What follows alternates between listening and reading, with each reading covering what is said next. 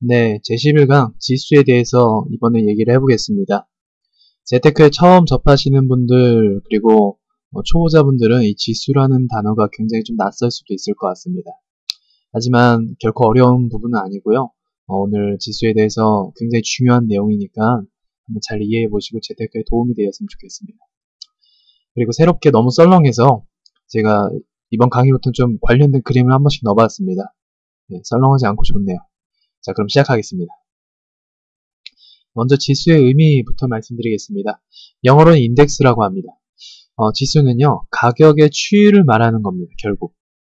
그때그때 가격을 매겨서요, 그럼 그 매겨진 가격을 쭉 선으로 이어낸 게 바로 이 지수라고 할 수가 있는 거죠. 우리가 흔히 들어본 소비자 물가 지수, 그리고 코스피 지수, 다우 지수 등 이런 겁니다.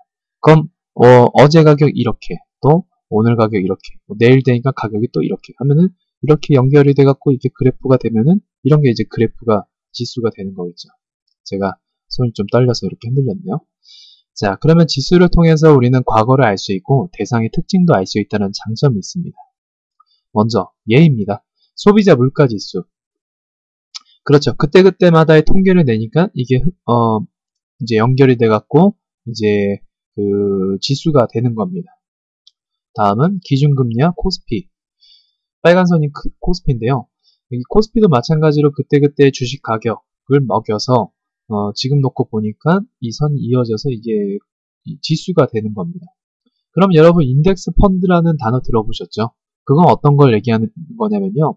이제 펀드 매니저의 어떤 견해나 판단이 들어가 있지 않고 이 지수에 따라서 순수하게 움직이는 겁니다. 그럼 지수의 특징은 시장의 움직임에 따라간다는 게 있거든요. 자연스럽게 움직이는 거. 그래서 인덱스 펀드들은 대부분 펀드 매니저의 어떤 개인적인 생각이 반영되지 않고 시장의 흐름대로 가기 때문에 수수료가 싼 편입니다.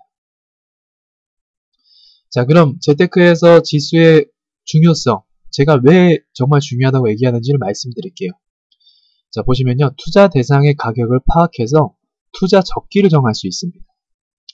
아무래도 지수를 내가 계속 보다 보니까 오늘은 이 가격이네? 근데 과거에 대비해서 굉장히 많이 떨어졌네를 알 수 있을 겁니다. 그러면은 그게 바로 싸게 사서 비싸게 팔 수 있는 기회가 되는 거죠. 2011년 8월 달에 우리나라 코스피가 굉장히 미국 신용 강등으로 인해서 많이 떨어졌을 때 떨어진 가격을 일반인들이 지수에 관심이 없으니까 모른다라는 겁니다. 이게 코스피가 떨어졌는지 안 떨어졌는지, 많이 떨어진 건지 어쩐 건지 모른다라는 거죠. 근데 이때 많은 자산가들이 자금을 투입시켰죠. 왜냐면 떨어졌다라는 걸 알았으니까요. 그래서 한 6개월 만에 수익률이 20%가 넘는 수익률이 발생이 되었던 거죠. 그래서 이런 기회를 포착할 수 있는 그 순간을 만드시려면, 찬스를 만드시려면 이 지수에 대해서 우리가 잘 알고 있어야 합니다. 그리고 지수라는 건 투자 대상의 성격을 파악하여 투자 방향을 정할 수도 있습니다. 이건 또 무슨 말이냐? 만약에 지수가 이렇게 흘러가다 갑자기 어느 순간 떨어진 날이 있어요. 그리고 나서 다시 올라왔다라는 겁니다. 그럼 과거의 이 시점의 데이터를 보면서 무슨 사건이 있었는지, 어떤 일이 있었는지 보면서 그런 사건이 일어난 때를 파악해서 이 투자 방향을 정할 수가 있죠. 그때 이런 일이 있었는데 앞으로 이런 일이 있을 것 같아. 그러면은 그 투자 대상에 투자하면 좀 위험하겠죠. 이런 것도 이제 우리가 방향을 정할 수 있습니다. 그리고 마지막으로는 지수 변동을 통해서 과거 사례를 보고 미래까지도 예측해 볼 수가 있는 겁니다. 지금 뭐 경제가 이렇게 흘러가고 있고 또 이런 대상의 특징들은 뭐 이런 사례를 보이고 있어. 그러면은 그런 걸 우리가 보고 미래까지도 한번 예측해 볼 수 있다라는 거죠.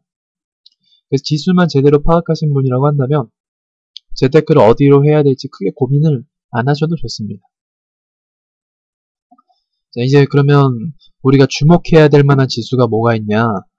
첫 번째는 코스피, 코스닥 지수가 있고요. 그 다음에 골드, 실버. 이거는 원자재에 포함되는 거겠죠. 실물자산, 금과 은을 말합니다.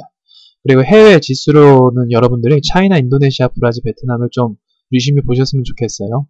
일본과 미국과 유로는 지금 좋지가 않기 때문에 굳이 뭐 주목해서 보실 필요는 없을 것 같습니다. 하지만 이런 신흥국가들, 앞으로 올라올 여지가 굉장히 높은 이런 국가들의 그 지수를 여러분들이 잘 보셔서 한번 관심 있게 보시는 것도 많이 도움이 되실 것 같습니다. 그리고 한국은행 기준금리가 어떻게 되는지도 여러분들이 꼭 체크를 하셔야 합니다. 왜냐하면 이 기준금리에 따라서 우리나라 경제의 방향이 틀려지고 또 코스피의 영향이 또 가기도 하고 그리고 또 그에 따라서 골드의 영향이 가기도 합니다.